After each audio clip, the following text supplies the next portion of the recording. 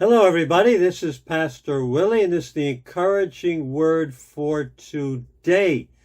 This world has suffering, and I'm sure all of you have experienced different kinds of suffering. I know some of you personally, and some of you have gone through suffering that is unimaginable. Things that have happened to you that are you never would have imagined.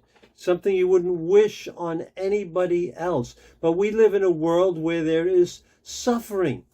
That's because of a number of things. There's inequality in our world. So there are the rich, there are the poor, there are the haves, there are the have-nots. There's injustice. There's racial inequalities, and people suffer because of that. We also suffer if you become a follower of Jesus. There's persecution. There's maybe doors that do not open. And we all suffer because we live in a broken world where other people's sins impact us, where our own sins impact ourselves also. Brokenness is everywhere. And so we live in this world of suffering, and suffering affects us. But Jesus wants you and I and all of his followers to live an overcoming life. Now, I picked that word particular. I was going to say victorious life, but I think the word overcoming is better because it gives you the idea that there is still something going on. There's still the suffering, but I'm overcoming the suffering.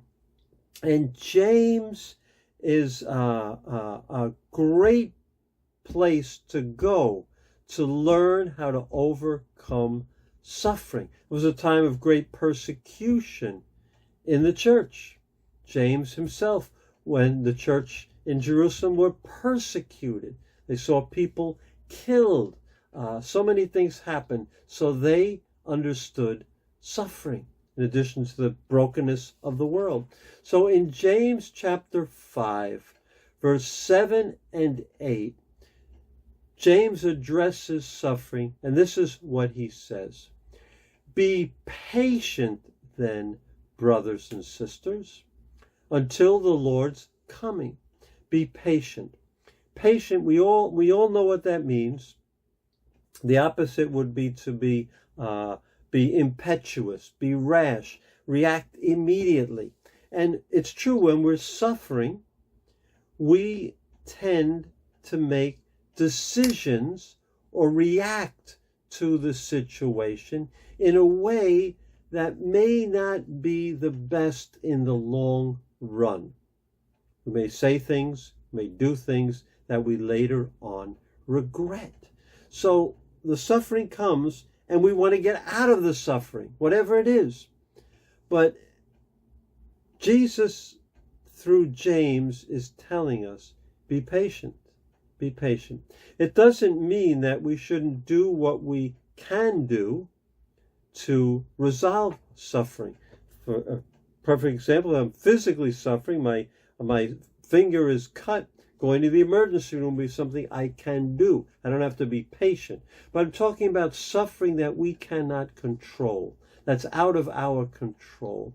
So when something is out of our control, he says, be patient then, brothers and sisters, until the Lord's coming. See, Jesus is coming back. He's coming back. He's going to return and right every wrong and bring his kingdom into its completeness in our midst. So knowing that is coming, I want to be there. I want to be part of that. So I will be patient now with that in my mind. So you see, knowing Jesus is coming gives us the will and the ability to be patient when we're going through difficult times. Then he gives us an example. He says, see how the farmer waits for the land to yield its valuable crops, waiting for autumn and spring rains. So, for example, a farmer, you plant something, you can't be impatient if you're a farmer. You plant it and you wait for the harvest. Same thing applies to us. In verse 8, he says, you too, be patient and stand firm, because the Lord's coming is near. Those are three keys. Be patient. So be patient. Wait. Let things unroll. Let God's plan unfold. Wait. Be patient. Don't be impetuous or rash. Wait. The second key is stand firm.